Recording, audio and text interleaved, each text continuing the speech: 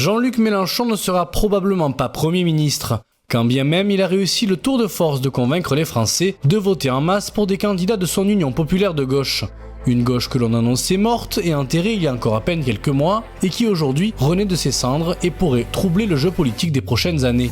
À l'Assemblée nationale, déjà où les Insoumis ont bien l'intention d'être bruyants, ils devraient en tout cas faire une entrée fracassante avec une bonne centaine d'élus. En comptant les alliés communistes, socialistes et les Verts, les députés NUPES vont largement peser dans tous les débats et projets de loi. Une mauvaise nouvelle pour Emmanuel Macron qui pensait recomposer à lui tout seul le paysage politique et qui voit passer devant lui un Jean-Luc Mélenchon tout sourire. Alors, l'alliance NUPES, un pari déjà réussi pour la gauche, on en parle ce soir dans Bonsoir le Gard. Je viens plus. Allez, on va attaquer ce débat tout de suite. On n'est pas encore dans l'interview, Madame Dumas. Ça viendra tout à l'heure avec Aurélie. On va démarrer avec Nicolas Cadenne sur la question effectivement qu'on pose ce soir, cette alliance populaire de la gauche. Est-ce que finalement, même si Jean-Luc Mélenchon dimanche soir ne parvient pas à avoir une majorité à l'Assemblée nationale et qui pourrait le propulser à Matignon, est-ce que quand même déjà, vu les résultats de dimanche dernier, c'est pas une victoire pour la gauche?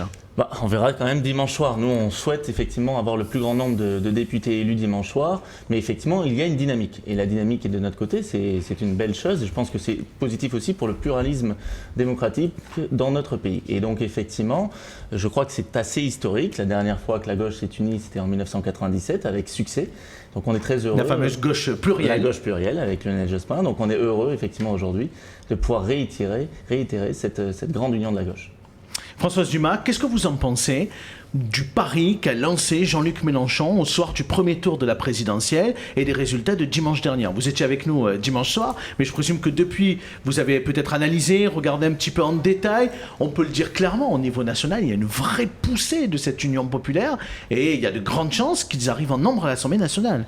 Il y a une poussée, non. Enfin, je pense que c'est juste le fait qu'il y ait une alliance.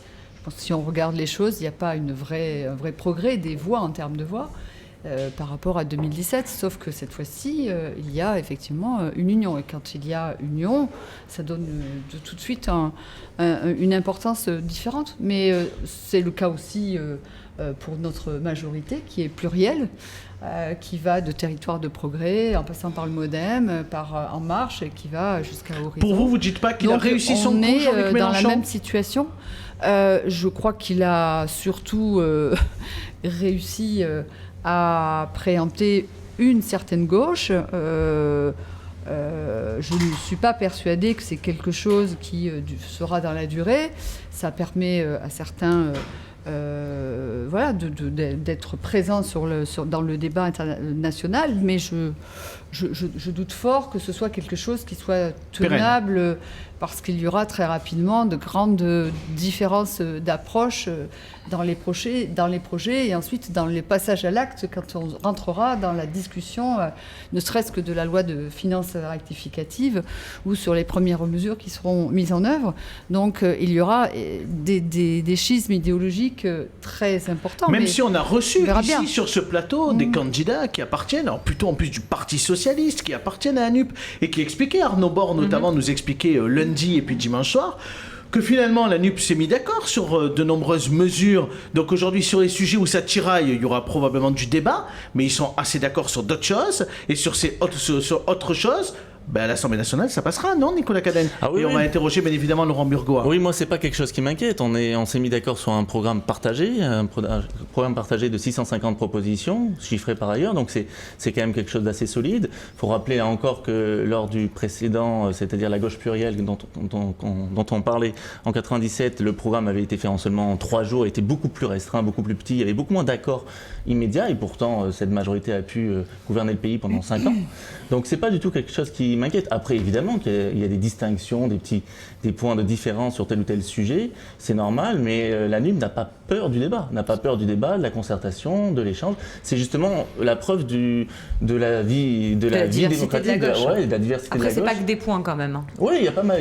Non, mais je dis pas qu'il y a aucun point sur lequel il y a au niveau du régalien, de l'économie. Mais sur ce projet d'un gouvernement, puisqu'on ne parle pas justement des prérogatives du chef de l'État, là on est sur une logique de gouvernement, il y a quand même de très larges accords et très majoritairement à 97%, on est en accord sur tout.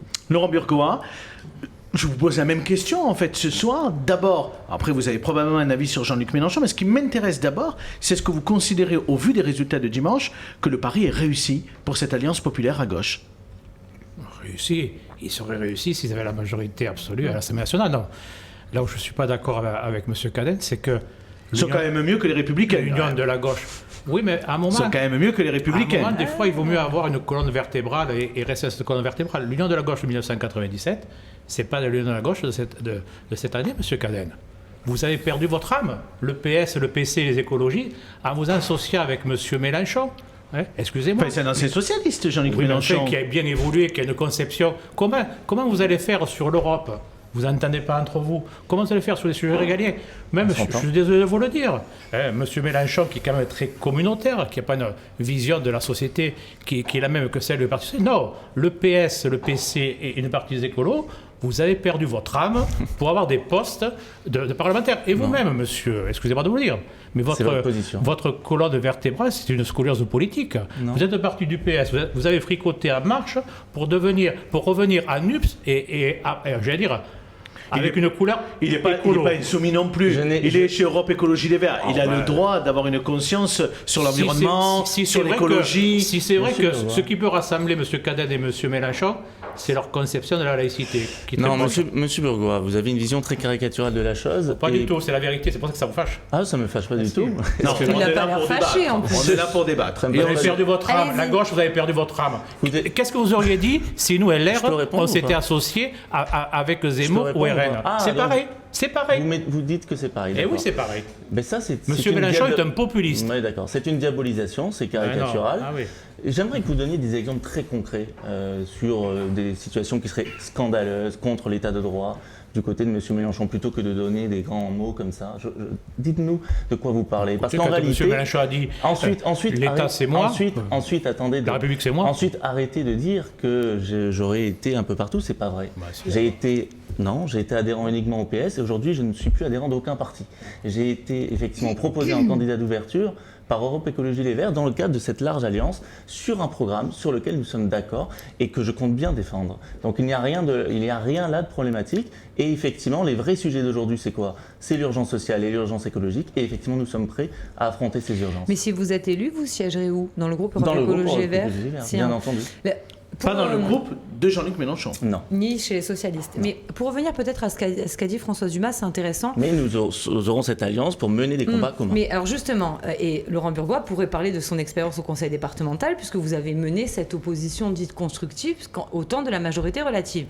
Ce qui pourrait jouer en votre faveur, c'est une union complète et totale pour pouvoir apporter à vos électeurs qui ont voté pour vous des avancées sociales. Tout à fait. Mais le danger qu'il y a, c'est que vous avez quand même, c'est vrai, beaucoup de points de divergence au niveau de la politique énergétique, la politique internationale. Est-ce que... Ce ne sont pas des points de divergence suffisamment forts pour mettre à mal le programme partagé, le programme qu'on a construit ensemble. Par exemple, les socialistes sont plutôt favorables à ce qu'on donne des armes à l'Ukraine, ce qui n'est pas le cas des insoumis. Alors là, vous parlez de prérogatives qui ne sont pas sur le coup de l'ordre du parlementaire. Là, c'est le chef de l'État et le chef des armées. C'est justement pas le premier problème qu'on aura à affronter. D'accord. Après l'interview, vous la après, Coralie. J'aimerais bien juste qu'on donner les moyens ou pas. Mais après, effectivement, la commission défense. Il y aura effectivement des moyens donnés. Non, mais ça c'est vrai, il y aura des moyens donnés. Il faudra bien savoir si oui ou non vous voulez donner des moyens supplémentaires. Bien sûr. Et dans quel cas vous voulez les donner. Tout à fait. Je voudrais juste dire que le débat de ce soir, même si... Et ça m'inquiète pas du tout, parce qu'effectivement, on accepte ce débat. Il y a des nuances, mais je pense tout à fait que ce débat entre nous permettra d'avoir des positions communes, comme on l'a fait. Moi, pour revenir au débat de ce soir, parce que vous ferez l'interview après, Coralie, et je ne voudrais pas qu'on mobilise toute la question autour du débat de ce soir sur la question de Jean-Luc Mélenchon et les différences entre les socialistes, etc. Ça a de l'importance, on en parlera tout à l'heure dans l'interview, mais moi ce qui me semble quand même intéressant ce soir de soulever, c'est par exemple une question, est-ce que la NUP a fait le plein de voix au premier tour? Est-ce qu'ils ont des réserves de voix pour le deuxième tour? Laurent Bourgois, qu'est-ce que vous en pensez? Est-ce que Nicolas Cadenne a des réserves de voix, selon vous, pour dimanche, pour l'emporter face à Philippe Berta? Par rapport au candidat... Sans vous mettre dans la posture de « j'aime pas Jean-Luc Mélenchon » etc. Monsieur Bourgois... J'ai compris votre question, Monsieur Samari. Et je vais vous répondre par rapport à la 6e circonscription et non pas par rapport au national. Exactement. Sur cette 6e circonscription, la possibilité pour M. Cadenne, c'est dans le camp des abstentionnistes de tenter de trouver des voix. puisqu'après, c'est compliqué pour lui d'avoir d'autres voix. Bon, moi, personnellement, je l'ai dit, est très clair, par rapport à la conception qu'a NUP sur certaines problématiques, je pense notamment par rapport à l'Europe, par rapport aux réformes sociétales qui sont importantes, qui sont nécessaires. Et je le dis, ce n'est pas une question de gauche ou de droite. Il faut qu'on réforme les retraites, c'est une nécessité. Si on veut maintenir le même système, ce que propose Monsieur Lanups est irréaliste, financièrement, ne peut pas se tenir. Et donc, c'est vrai que j'ai pris mes responsabilités, qu'à titre personnel, je soutiendrai M. Ça, on l'a compris. Mais non, mais Monsieur Burgoa, j'ai presque envie de dire que même si ce n'était pas les Insoumis, entre un socialiste et macroniste, vous auriez choisi un macroniste parce que c'est plus proche de vous et plus proche de la droite. Mais parce que, de toute façon, mais ça aurait été différent. Non, ça aurait été différent. Je ne suis pas tout à fait d'accord avec vous, Monsieur Samary. Moi, je pense que ma position est très claire, c'est par rapport à leur alliance, excusez-moi, je dois le reciter, avec M. Mélenchon, qui est un populiste.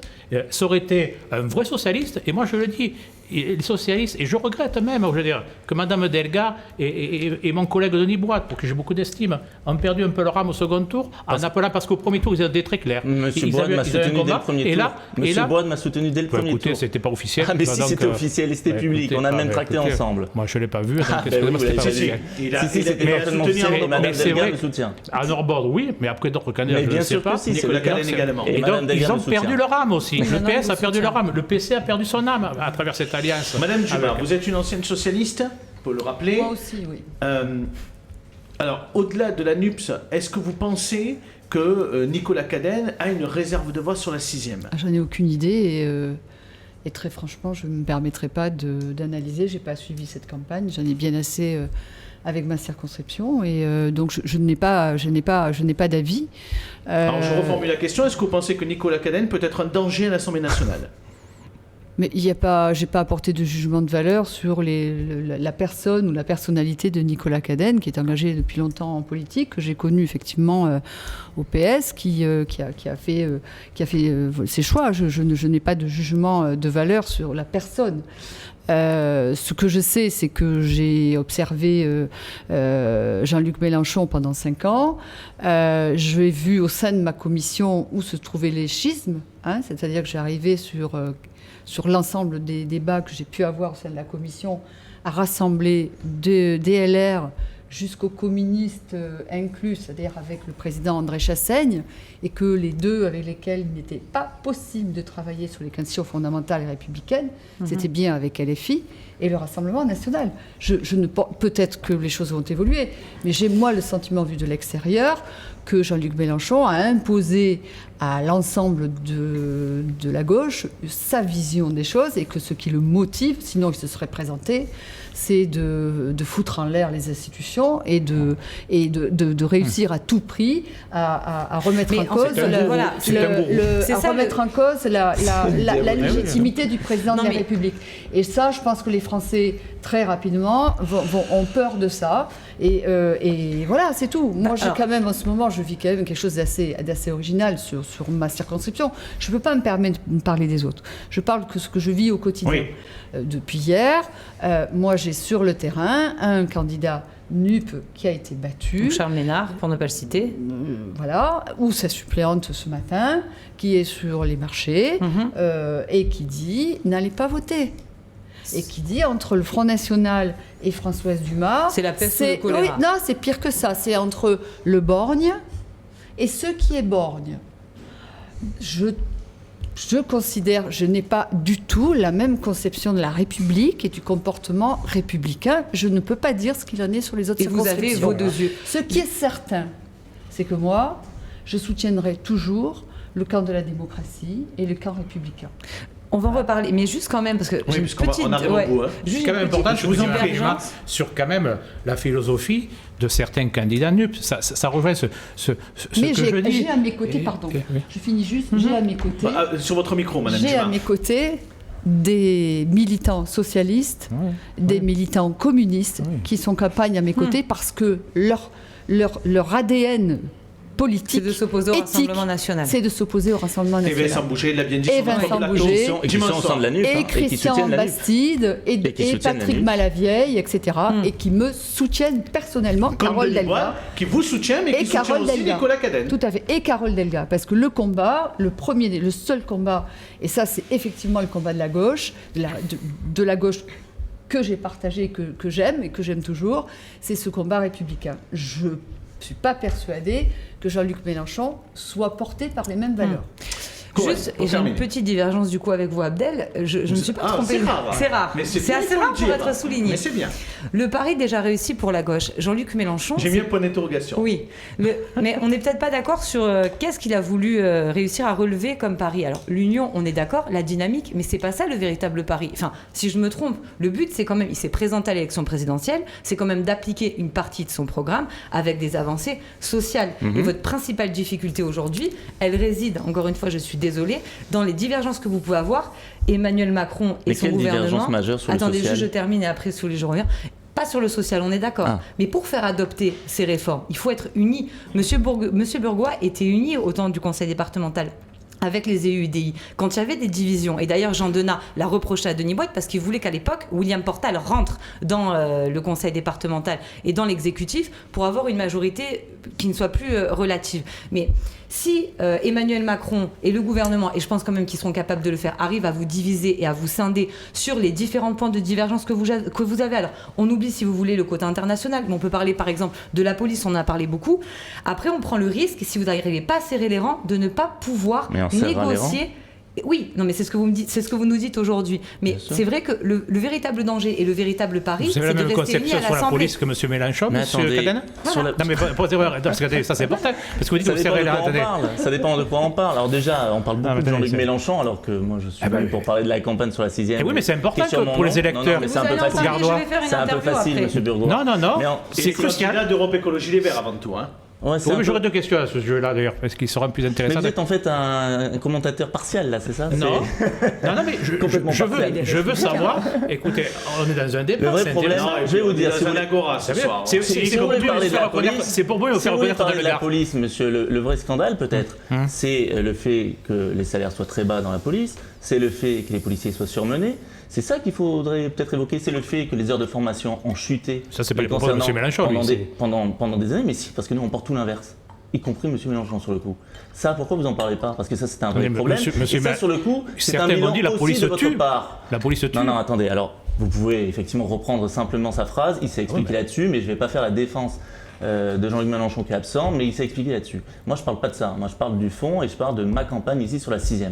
Et la campagne ici sur la 6e, c'est d'abord faire face à l'urgence sociale et l'urgence écologique. Vous avez parlé juste avant des incendies qui se sont développés, même si c'était sans doute criminel, qui se sont développés très vite par la sécheresse. C'est ça dont on devrait parler. Je crois quand même que les problèmes de sécurité, vous êtes sur une partie, je pense notamment, prenons le cas, sur votre circonscription, si vous la connaissez si bien. Oui, je la connais bien. Au Mas-de-Meung, il y a des problèmes de sécurité. Et même sur le secteur du ZES, je tourne pas mal, il y a des problèmes de sécurité de partout. Donc, c'est pas que de ça. Il n'y a pas que du social et de l'écologie. Donc, vous pensez qu'il ne faut pas des policiers qui soient bien formés, qui soient bien payés, qui ne soient pas surmenés pour être bons sur le terrain? Mais j'ai jamais dit le contraire. Vous voyez, vous pensez que là-dessus, nous, on veut des policiers pas formés. Voilà. Je constate juste qu'aujourd'hui, ils sont dans une situation qui est terrible. C'est tout. On a la chance d'avoir à Nîmes la plus grande école de police d'Europe. Mais attendez, là, on parle de tout. Oui, mais attendez, si, c'est des dossiers locaux. C'est important parce que, vous savez, avec Madame Dumas, deux parlementaires, on n'est pas dans la même formation politique, mais on a su s'entendre pour défendre ensemble des dossiers. Non, mais attendez, c'est ça, c'est important. Ah oui, c'est important. Oui, c'est important, les territoires. Oui. Mais bien sûr que c'est important de défendre des dossiers. C'est pas juste d'être dans le parisianisme, excusez-moi.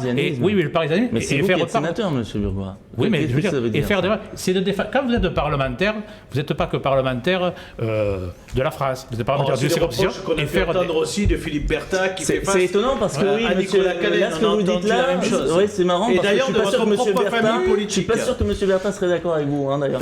On a entendu ici, vous avez apporté François Cordy avait amené des cartons. Voilà, exactement. Et là, vous avez apporté d'ailleurs votre soutien à monsieur Berta. C'est pas le cas du candidat que vous souteniez avant. Pour le moment, il n'y a pas de consigne, je vous rappelle, ni du maire de Nîmes. Donc vous êtes a priori pas dans la même phase avec le maire de Nîmes et avec votre ancien candidat.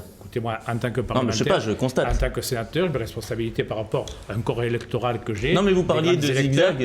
Des grands électeurs. C'est normal que je fasse un choix qui me paraît important, autant sur la 1, où je soutiens Mme Dumas, que sur la 6, où je soutiens M. Bertha. Oui, c'est courageux que le sénateur Burgoa aussi prenne position. Et normal merci à tous d'avoir participé. Moi, j'ai une question à monsieur. On va faire les interviews après. D'accord. Mais on aurait dû le prendre à votre place. Je vous ai mis en propos ce soir. Je tiens à le saluer. Et dans d'autres circonstances, je voudrais rappeler aussi qu'en 2015, quand il s'est agi au deuxième tour pour les départementales et les régionales, j'ai apporté mon soutien entier et plein à Christian Bastide et à Amal Couvreur et à Carole Delga pour les listes régionales.